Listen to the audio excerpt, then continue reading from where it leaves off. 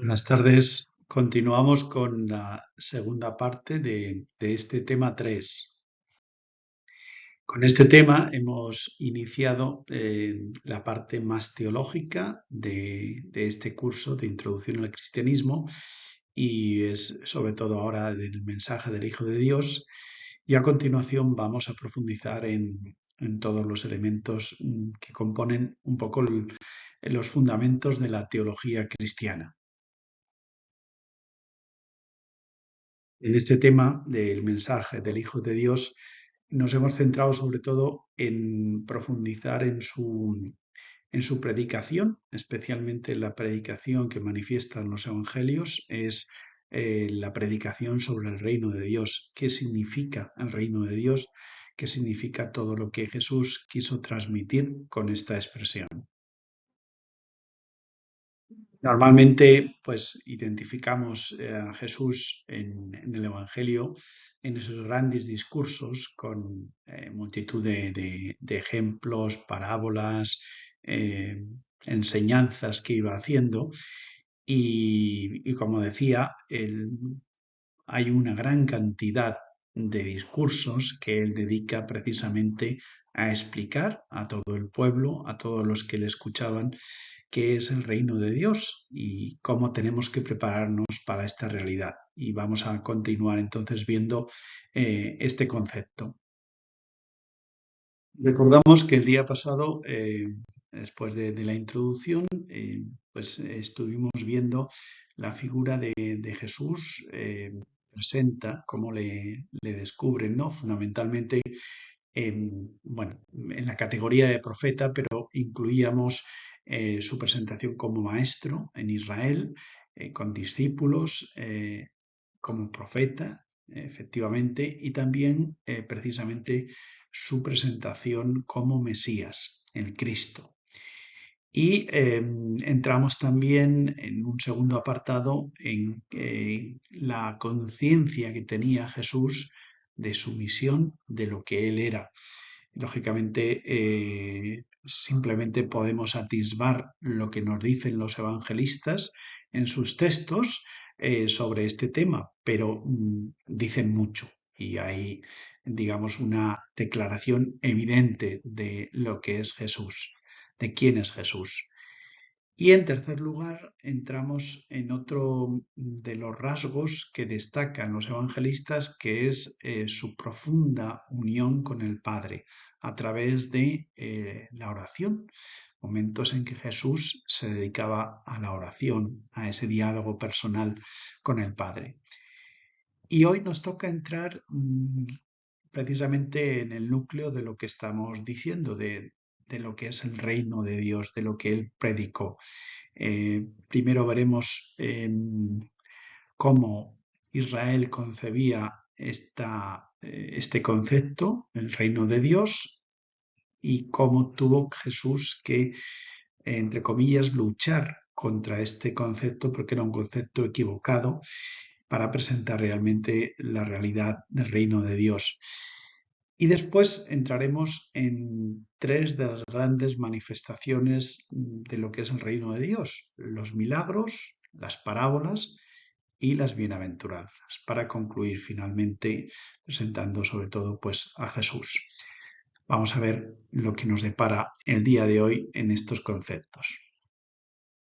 Lo que nosotros vamos a ver hoy, lo que vamos a tratar de exponer y reflexionar, es una especie de síntesis y por tanto siempre yo remito a la lectura directa de los evangelios para profundizar mucho más en este concepto del reino de Dios.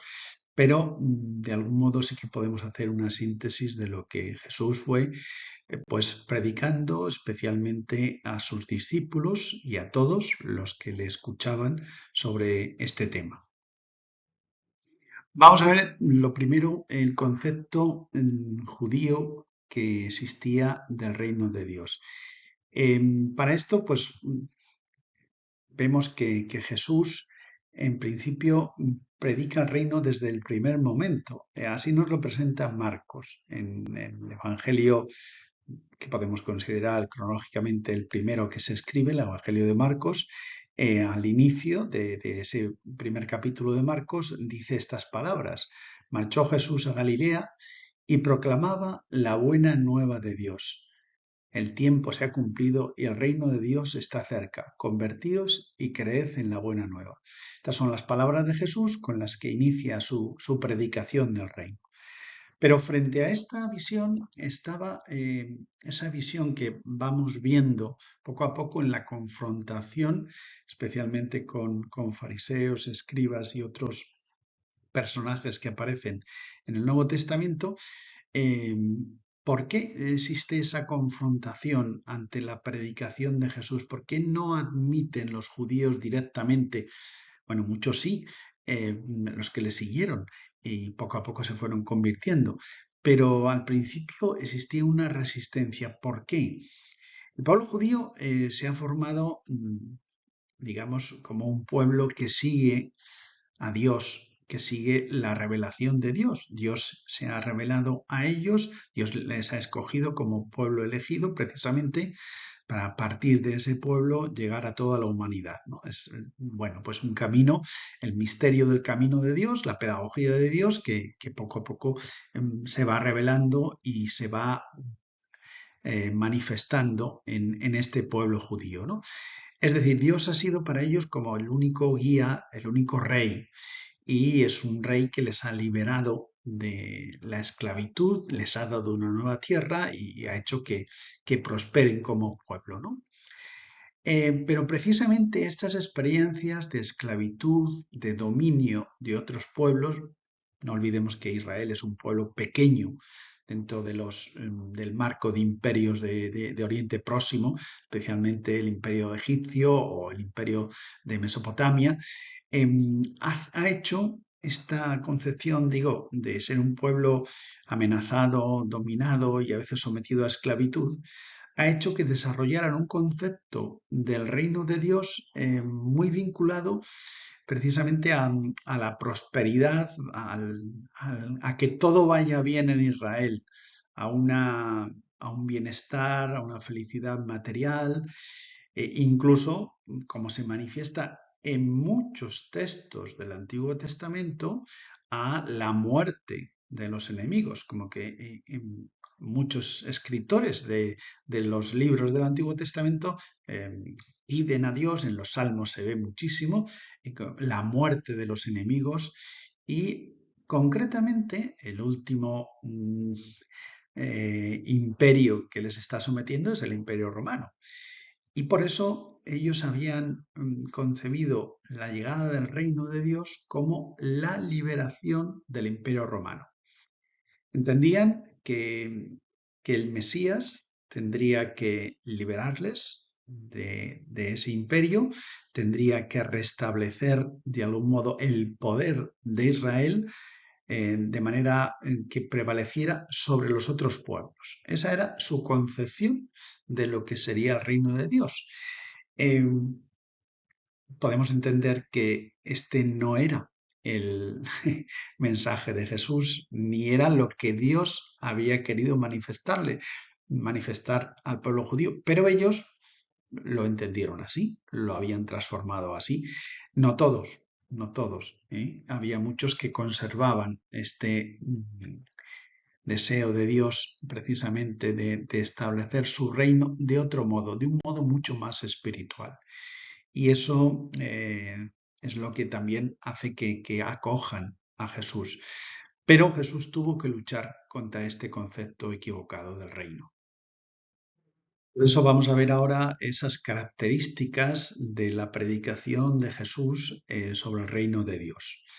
Interpretó el concepto del reino, por supuesto, siguiendo la tradición y todo lo que Dios mismo había revelado en el Antiguo Testamento, pero de una manera que revelaba de manera cierta lo que Dios había querido decir con esas promesas del reino.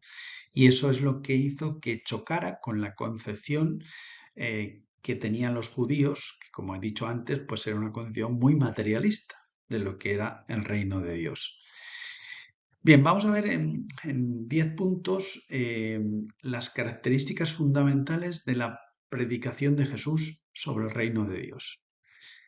Primero, contraponiéndose a esa concepción del pueblo judío, no aceptaba el nacionalismo judío.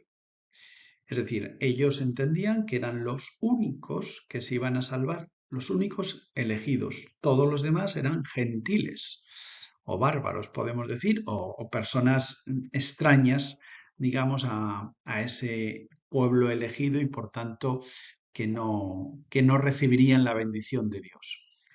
Sin embargo, Jesús es muy claro en este sentido, ¿no?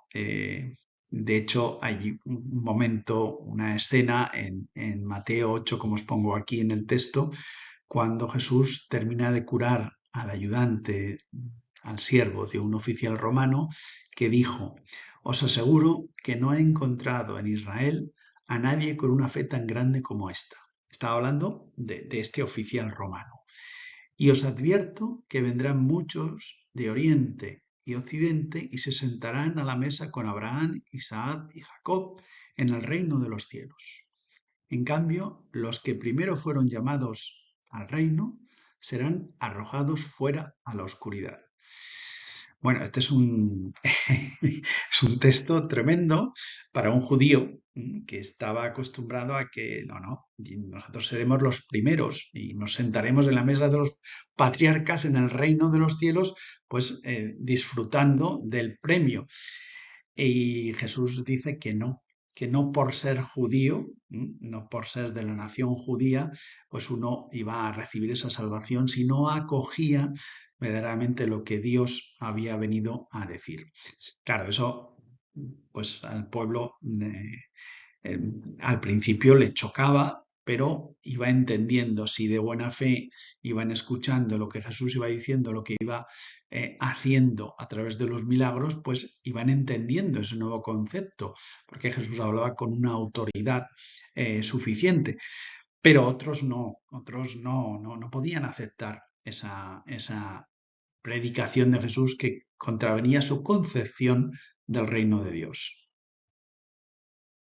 Segunda característica es que rompe con las esperanzas políticas de Israel. Y de nuevo otro texto del Evangelio de Marcos dice: sabéis que los que son tenidos como jefes de las naciones las dominan como señores absolutos y sus grandes las oprimen con su poder. Pero no ha de ser así entre vosotros, sino que el que quiera llegar a ser grande entre vosotros será vuestro servidor. Es decir, revoluciona absolutamente el concepto, digamos, de poder y de dominio que tienen los judíos, y en muchos momentos pues él deja de lado absolutamente todo lo que quieren hacer. Hay otro momento clave que es cuando a Jesús le quieren hacer rey, es decir, le quieren hacer rey precisamente para que lidere una lucha contra los romanos y que libere al pueblo, y él se escapa de ese momento, se va. Ocurre especialmente cuando Jesús multiplica los panes y cuando da de comer a esas multitudes inmensas, como que hay un clamor en la gente de que es el Mesías, pero eso, con una pretensión de retomar ese deseo de dominio político, y él huye de eso, precisamente porque sabe que no es ese el sentido del reino de Dios. En tercer lugar, el reino es una realidad exclusiva de Dios, que es el mismo quien va a ir haciéndolo germinar. Es decir, el reino no es una obra del esfuerzo humano. Eso a los cristianos, no ya me refiero a los judíos, a los cristianos también nos ha costado entender eso, porque muchas veces hemos identificado el reino de Dios como eso, una realidad material en la que la realidad cristiana tiene que prevalecer. En cambio, cuando uno va al Evangelio, al concepto que Jesús predicó del reino, entiende que es algo que Dios va a hacer germinar en el corazón de cada cristiano. Otro texto de Marcos, en el capítulo 4, que dice, con el reino de Dios sucede lo mismo que con la semilla que un hombre siembra en la tierra. Tanto si duerme como si está despierto, así de noche como de día, la semilla germina y crece, aunque él no sepa cómo. Esto es una enseñanza tremenda que en el fondo nos empuja un poco a dejar las riendas en manos de Dios, a ser más humildes en este tema de la labor, a veces incluso apostólica, que queremos hacer. Él es el que va a hacer crecer ese reino en todos los hombres. Y por tanto nosotros simplemente, bueno, podremos colaborar de algún modo, pero la acción principal es de Dios. En cuarto lugar, cuarta característica de la predicación del reino de Jesús, el reino es puro don. De nuevo, es insistir en lo anterior, ¿no? Es algo que recibimos. El hombre se tiene que disponer para acoger el reino, pero el hombre no construye el reino. Es renunciar a ser nosotros los protagonistas. El protagonista es Dios y va a hacer que ese reino crezca en nosotros.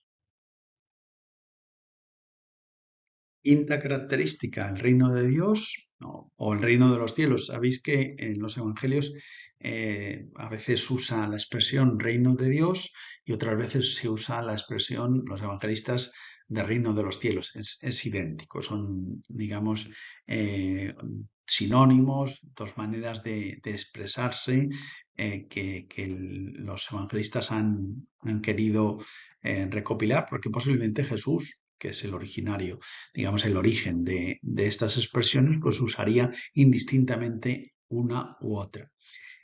Ese reino de Dios se presenta como la presencia de Dios que sana, que salva, que trae la salud, la salvación a los hombres que aceptan. Entrar en el reino es entrar, por tanto, en la vida, es salvarse. Y frente a eso están los que se pierden, los que se van a las tinieblas, al infierno. Esa es la realidad que se expresa en varios pasajes. Sexta característica, el reino es una opción de vida que el hombre debe escoger. Reiteramos un poco lo que hemos venido diciendo, que es un don que Dios va haciendo crecer, pero al mismo tiempo el hombre tiene que escoger. Aquí es un planteamiento, digamos, un reto o una oferta a nuestra libertad. Es una opción de vida que nosotros tenemos que escoger. El anuncio del reino obliga al hombre a optar entre la puerta ancha que conduce a la perdición o la puerta estrecha que lleva a la vida. Séptimo, uno de los elementos claves de la predicación de Jesús es que identifica el reino de Dios con su propia persona y con su misión.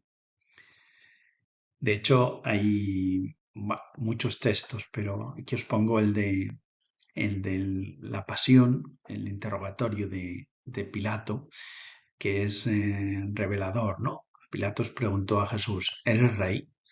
Y Jesús le contestó, soy rey, como tú dices, y mi misión consiste en dar testimonio de la verdad. Precisamente para esto nací y para esto vine al mundo. Él es el reino, porque Él es Dios, Él es rey. Y es quien está haciendo crecer el reino y es la persona que encarna el reino. Octava característica, los signos del reino, que son los milagros, muestran que la salvación de Dios, la salvación que Dios prometió por los profetas al pueblo judío, se ha hecho verdad en Jesús. Es el sentido de los milagros. Porque a veces decimos, pero Jesús pudo curar a muchísimos más, tenía ese poder como Dios y curó solamente a unos pocos, precisamente porque eran simplemente signos, un signo que muchos necesitaban para creer en Él.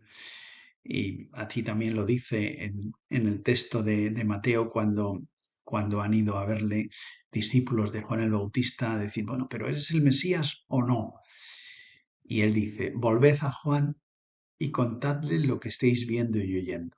Los ciegos ven, los cojos andan, los leprosos quedan limpios, los sordos oyen, los muertos resucitan y a los pobres se les anuncia la buena noticia. Y esto en el fondo está haciendo referencia a textos del Antiguo Testamento, en concreto aquí a un texto de Isaías, es decir, los profetas habían hablado de este momento y de estos signos que acompañarían al Mesías y a la predicación del reino. Novena característica, según el anuncio de Jesús, los hombres tienen que estar preparados para acoger ese reino que llega. Y por eso la predicación con la que inicia Marcos o la que después de la infancia pues se refleja en el Evangelio de Mateo o en el de Lucas es esta, ¿no? Convertíos porque ya está cerca el reino de los cielos. Es la preparación, ¿no? La disposición que tenemos que tener, la conversión. Y décima característica, el reino de Dios se ha iniciado con Jesús y se concluirá al final de los tiempos, cuando todos los hombres se salven. Porque esto es lo que el mismo Nuevo Testamento nos dice en la primera carta a Timoteo de San Pablo, dice, Dios quiere que todos los hombres se salven y lleguen al conocimiento de la verdad. Esa es la voluntad de Dios, la gran voluntad de Dios, la que realmente conocemos perfectamente y es por la que ha querido precisamente enviarnos a su Hijo para predicarnos esa realidad del reino. Aunque habría muchas más cosas que decir y podríamos decir del reino de Dios y si analizáramos los textos del Nuevo Testamento, especialmente de los Evangelios, pues habría muchos más detalles. Creo que ya hemos desarrollado en esos 10 puntos lo fundamental de esa predicación de Jesús. Y ahora, como otra síntesis todavía más pequeña, más breve, pues prácticamente esto que pongo aquí, ¿no? El reino, sobre todo, es la intervención de Dios en la historia para la salvación de cada hombre. Por eso es una realidad que sí que es universal en cuanto que Dios llega a cada hombre, pero también es personal, que es en cada uno de nosotros donde se produce esa intervención de Dios. En cada hombre, sea cristiano o no cristiano, en todos los hombres. Segundo, el reino es el mismo Jesús, presencia real y definitiva de Dios en el mundo. Tercero, el reino se manifiesta sobre todo digamos, en lo que vemos en el Evangelio, en los Evangelios, en tres realidades. Primero, las parábolas de Jesús, son sobre todo parábolas del reino que explican el contenido de lo que es el reino en un lenguaje sencillo y asequible a la gente. Segundo, el reino se manifiesta en las bienaventuranzas que presentan un nuevo orden, una nueva ley, precisamente por la realidad del advenimiento del reino. Y tercero, los milagros, que como he dicho son los signos y las manifestaciones visibles de que el reino ya está en medio de nosotros y que el reino está en Jesús. Vamos a ver entonces cada uno de estos tres elementos que acabo de mencionar. Empezamos con los milagros, los signos del reino. La imagen que es tomada de la serie de Chosen, pues nos muestra cómo Jesús está curando a un hombre sordo que se acerca. Bueno, a través de esta serie pues vemos esa cercanía de Jesús hacia los hombres, hacia los pobres, hacia los pecadores y que cada uno de ellos pues es pues reanimado por Jesús y para volver de nuevo a la vida a partir de ese dolor, de esas circunstancias que los tenían prisioneros. Es impresionante. Y creo que merece la pena esta serie simplemente por el hecho de cómo trata esta realidad de los milagros. Vamos a ver 3 puntos sobre el tema de los milagros. Primero, que esa predicación que Jesús ha hecho sobre el reino de Dios y que hemos escuchado, hemos leído tantas veces en el Evangelio, ha sido ratificada por esos signos o milagros que manifiestan su divinidad y hacen presente la salvación que se anuncia. El día de Pentecostés, Pedro, cuando hablaba a los israelitas, dice que Dios avaló a Jesús de Nazaret entre ellos con los milagros, prodigios y señales que realizó a través del mismo Jesús. Y San Mateo, en otro texto, al inicio de la predicación de Jesús, dice, Jesús recorría toda Galilea, enseñando en las sinagogas judías, anunciaba la buena noticia del reino y curaba de toda clase de enfermedades y dolencias a la gente. ¿Veis que va unido el predicar, anunciar la buena noticia del reino o el evangelio? Buena noticia, ya sabéis que es la traducción que podemos hacer de la palabra evangelio del reino. Y curaba toda clase de enfermedades y dolencias de la gente. Su fama se extendió por toda Siria y le traían a todos los que padecían algún mal, a los que sufrían diferentes enfermedades o dolores, también a los endemoniados, lunáticos y paralíticos. Y Jesús los curaba. Segundo punto, los milagros son acciones de Dios en la creación. Acciones que van más allá de las capacidades naturales que, digamos, están en la naturaleza. No son simples curaciones médicas, no son sanaciones, digamos, a través de esos conocimientos médicos, de cualquier tipo de medicina, de algún tipo de sustancia. No, es una realidad que supera todo lo natural y que se manifiesta, un modo de clasificar los milagros, podemos decir que son estas 4 categorías que he puesto aquí y que si pudiéramos recopilar todos los milagros del Evangelio, pues veríamos que más o menos encajan todos ellos en alguna de estas 4 categorías.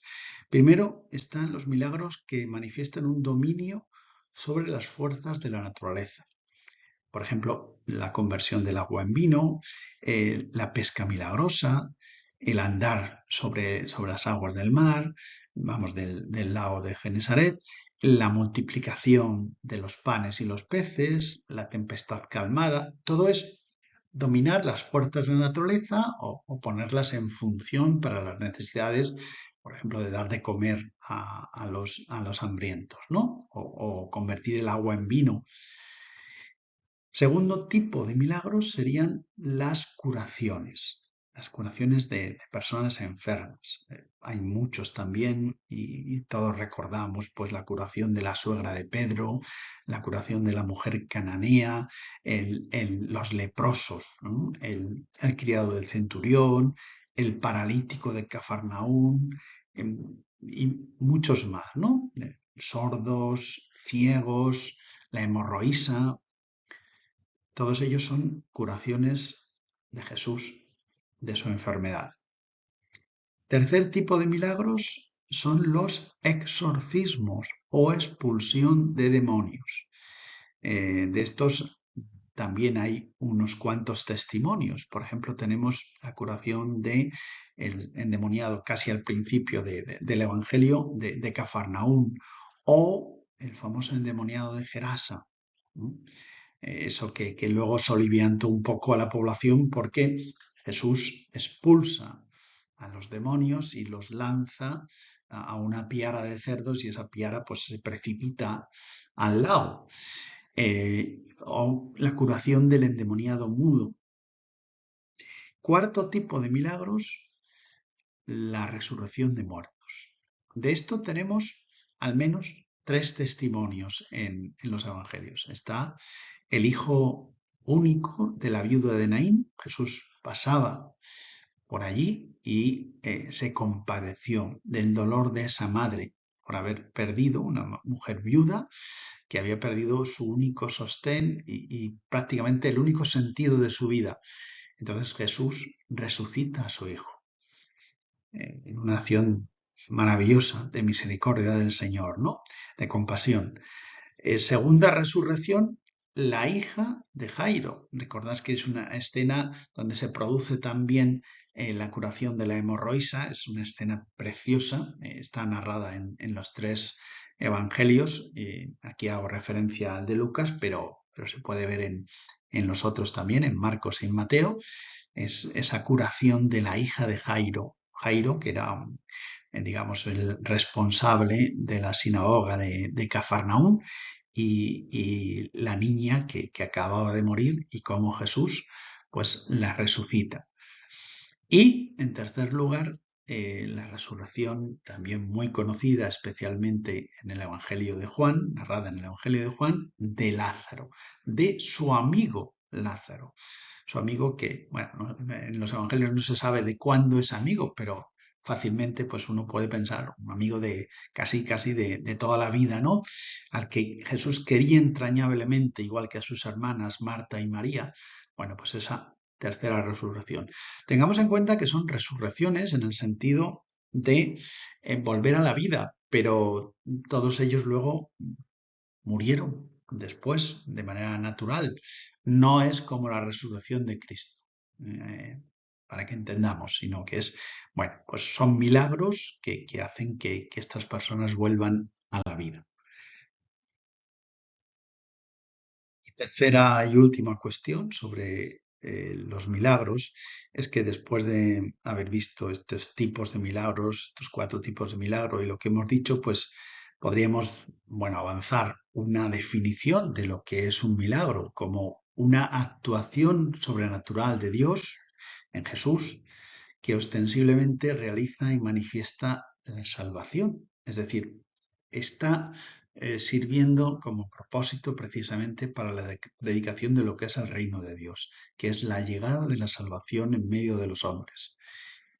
En definitiva, los milagros son signos del reino de Dios, son la manifestación de que en Jesús ha llegado la hora de la salvación a los hombres. Manifiestan especialmente lo que es el reino de Dios, y vamos a hablar de las parábolas. Las parábolas, aunque no muchos lo hacen, pero en el marco de los estudios de pedagogía, se puede decir que es un recurso pedagógico, didáctico increíble de Jesús, que él lo sabía utilizar muy bien. Y es algo que caracteriza el Evangelio y que muchas veces pues todos nos hemos admirado de la sencillez de esas historias y la profundidad al mismo tiempo. Pues vamos a entrar un poco en este tema también de las parábolas. En primer lugar, en el anuncio del Evangelio, Jesús utiliza las parábolas en las comparaciones, las similitudes, para explicar cómo es el reino. ¿Qué son las parábolas? O estos ejemplos, estos relatos o estos cuentos que inventa Jesús. Pues es un lenguaje propio, exclusivo, único de Jesús, que aparece sobre todo en los evangelios, sobre todo en los evangelios sinópticos, Marcos, Mateo y Lucas. Pero en Juan, sin embargo, no aparece la palabra parábola, porque él utiliza otro lenguaje para referirse a esto que Jesús predicaba a través de parábolas. Él habla, Juan habla en el Evangelio que escribió de ejemplos o del lenguaje figurado. Expresamente habla así, ¿no? Que de algún modo lo presenta el modo de hablar de Jesús distinto de un modo directo de hablar del gran misterio de Dios. pero en el fondo está hablando de lo mismo, ¿no? Son estas parábolas, estas historias que narra Jesús. En segundo lugar, vemos que las parábolas forman parte de la predicación de Jesús. Si uno selecciona en los 4 evangelios los momentos de predicación de Jesús, pues parece que se centra sobre todo su predicación en poner ejemplos, contar historias, en narrar parábolas.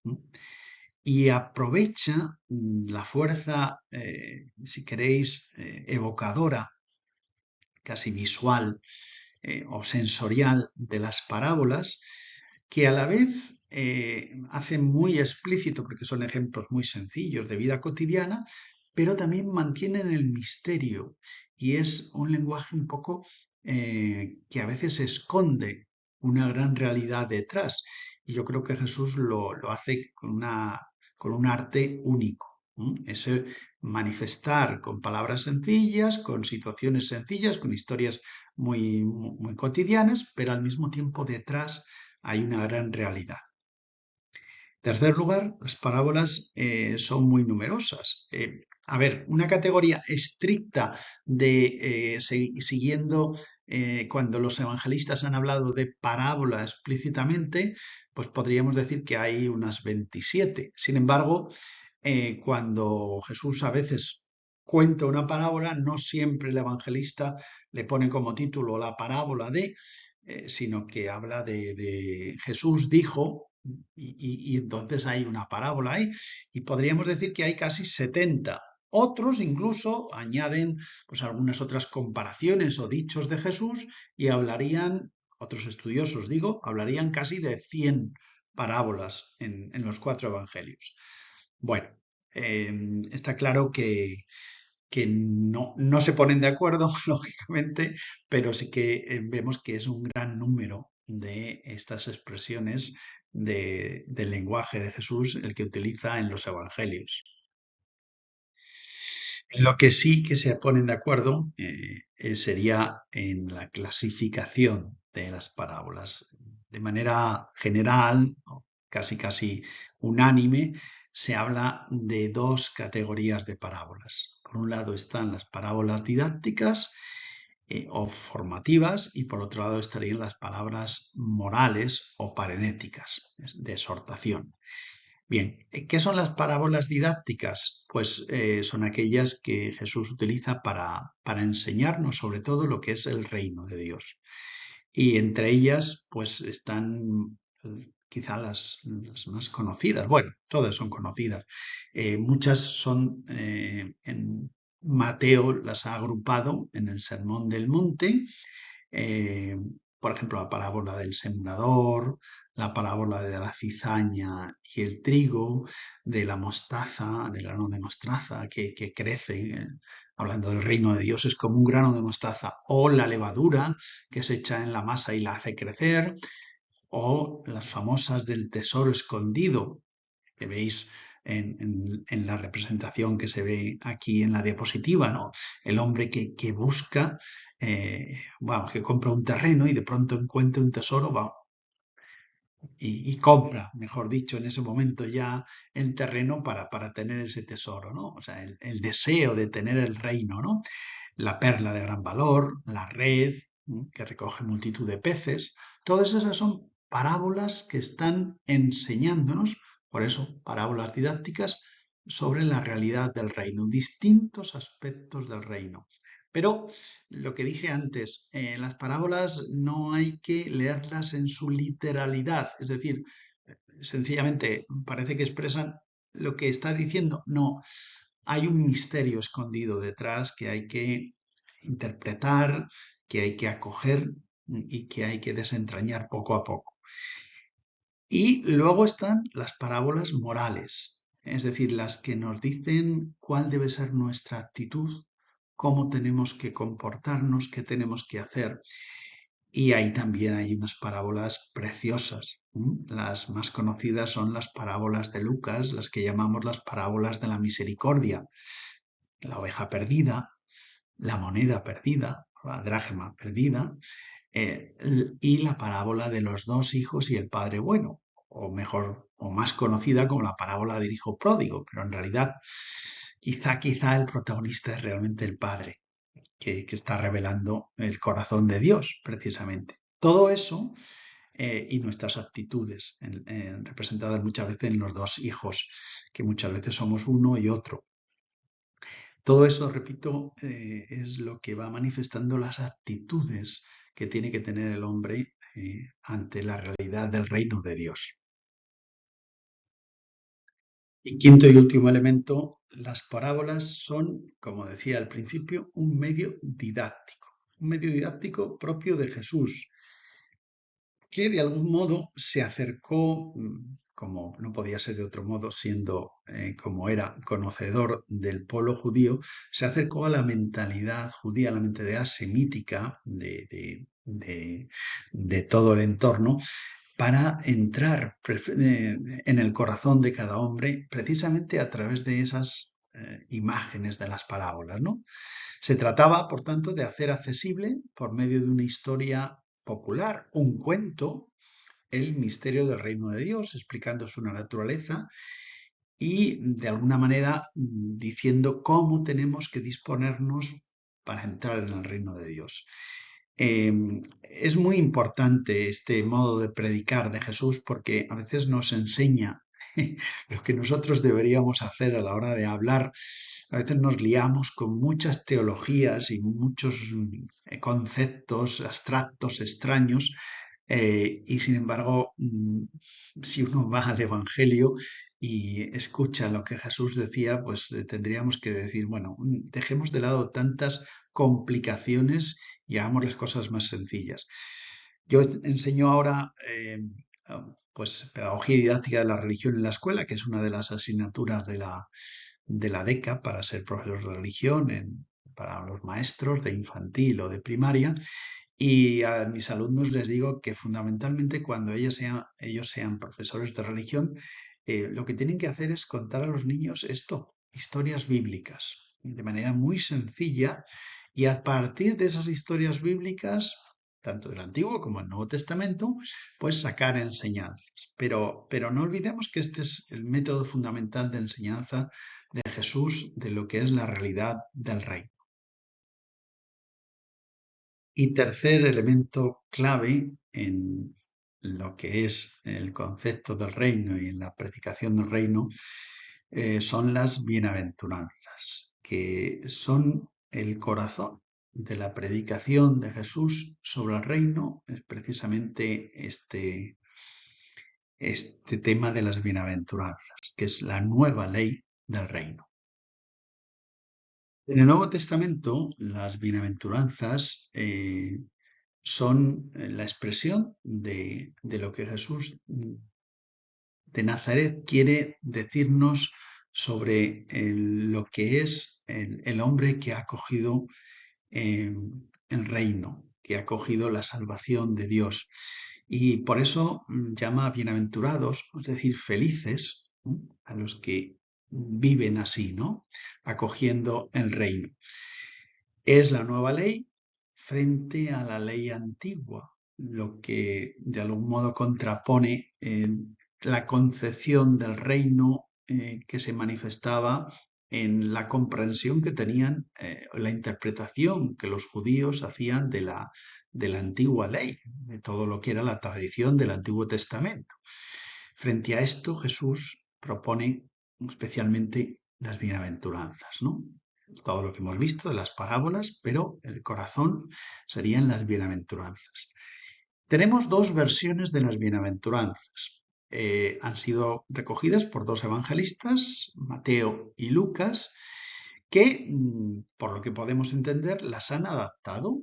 Las han adaptado al relato que estaban haciendo de la predicación de Jesús, según su propia concepción. Es decir, seguro que ellos escucharon varias veces, porque esto posiblemente Jesús lo predicó muchas veces, y ellos escucharon esas palabras de Jesús y después las han adaptado a su modo de expresarse en el Evangelio.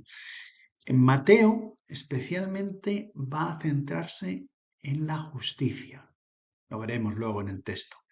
Y Lucas, sin embargo, va a centrarse o ha querido destacar especialmente el tema de la pobreza.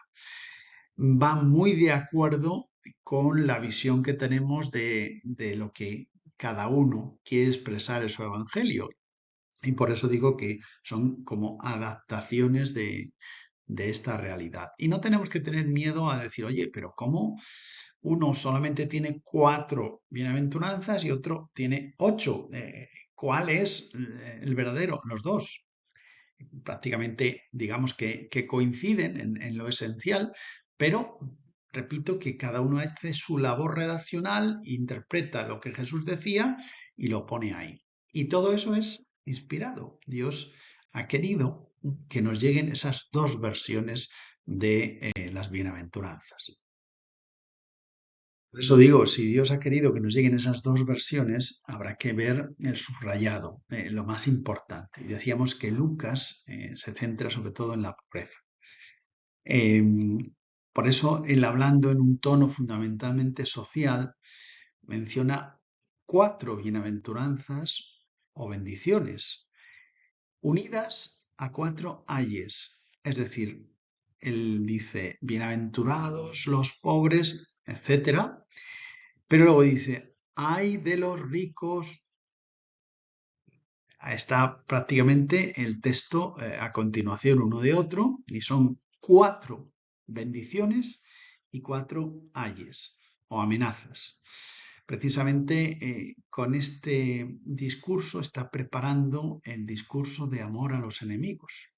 Es decir, lo pone como no como un prólogo, pero sí como una introducción a ese discurso del amor a los enemigos. Él habla de los bienaventurados y los identifica sobre todo con 4 categorías. Los pobres, y ahí lo pone en primer lugar porque es lo que a él le interesa destacar, porque de ellos es el reino. Los hambrientos, porque serán saciados, y no hay que entenderse hambrientos solo en sentido material, pero también en sentido material. Los que lloran, porque ellos reirán. Los que son odiados por seguir al Hijo del Hombre, porque les espera una recompensa en el cielo. Como vemos, Lucas ha concentrado en estas 4 categorías lo que Jesús ha querido decir de aquellos que son bendecidos por acoger la realidad del reino desde su pobreza. En cambio, Mateo, el evangelista San Mateo, ha querido subrayar otro elemento. Él también hablará de los pobres, por supuesto, pero el elemento fundamental de Mateo no es la pobreza, sino la justicia. Lo vemos por el modo y, digamos, la insistencia en la bienaventuranza cuarta y la bienaventuranza octava. Digamos como que van cerrando cada una de ellas 2 grupos de 4 bienaventuranzas y de algún modo como que condensan todo lo que van diciendo las anteriores. Las conocemos, son las 8 bienaventuranzas que yo al menos de niño en el catecismo pues aprendí, ¿no? Y él lo dice casi al principio, digo, Mateo lo presenta casi al principio del Sermón de la Montaña y dice así, ¿no? Bienaventurados los pobres de espíritu, porque de ellos es el reino de los cielos. Bienaventurados los mansos, porque ellos poseerán en herencia la tierra. Bienaventurados los que lloran, porque ellos serán consolados. Bienaventurados los que tienen hambre y sed de justicia, porque ellos serán saciados. Hasta ahí las 4 primeras. Y luego siguen. Bienaventurados los misericordiosos, porque ellos alcanzarán misericordia. Bienaventurados los limpios de corazón, porque ellos verán a Dios. Bienaventurados los que trabajan por la paz, porque ellos serán llamados hijos de Dios. Y por último, bienaventurados los perseguidos por causa de la justicia, porque de ellos es el reino de los cielos. Como veis, el tema del reino de los cielos con el que finaliza y con el que ha iniciado. Al principio, la primera categoría de los pobres, dice, de ellos es el reino de los cielos. Y los perseguidos a causa de la justicia, no es que sean perseguidos por la justicia policial, etcétera. No, no. Perseguidos porque ellos viven, digamos, los valores del reino, que se identifican con ser justo, lo que es ser justo en la categoría evangélica, que una representación para que entendáis es enseguida cuando se describe a San José como un hombre justo. Ese es el sentido evangélico realmente de la justicia. Los perseguidos a causa de su justicia, podríamos decir, porque de ellos es el reino de los cielos. Bueno, eso es la predicación de las bienaventuranzas del corazón del reino. Y llegamos a la conclusión, y la conclusión es muy sencilla, ya la hemos ido anticipando durante todo la exposición que hemos venido haciendo, ¿no? El reino es Jesús. El reino se presenta como un don de parte de Dios en la persona de Jesús. Pero no solo don, también es tarea. Es don y tarea. Es decir, hay una apelación a nuestra libertad. Es don y por tanto todo depende de Dios, y en la persona de Jesús tenemos todo lo que es el reino, el mayor bien para nosotros, pero también es una tarea que el hombre recibe como un itinerario que tenemos que recorrer, un camino de encuentro con el Señor, con Jesús, que no es solamente el portavoz el que predicó el reino, sino que es el mismo reino. Es decir, es un encuentro personal. Con esta diapositiva empezábamos y con esta quiero terminar el tema 3, precisamente en el mensaje del Hijo de Dios, que lo hemos centrado en la categoría de la predicación de Jesús sobre el reino de Dios. Pues hay una llamada muy fuerte a nuestra conversión. Hay una llamada personal del Señor a cada uno de nosotros. Ojalá que estas reflexiones que vamos exponiendo y que vosotros pues vais acogiendo pues nos sirvan especialmente para renovar nuestro encuentro con el Señor. El Señor sigue llamándonos, el Señor sigue llamando a nuestra puerta y ojalá le escuchemos y le abramos. Pues hasta la próxima semana.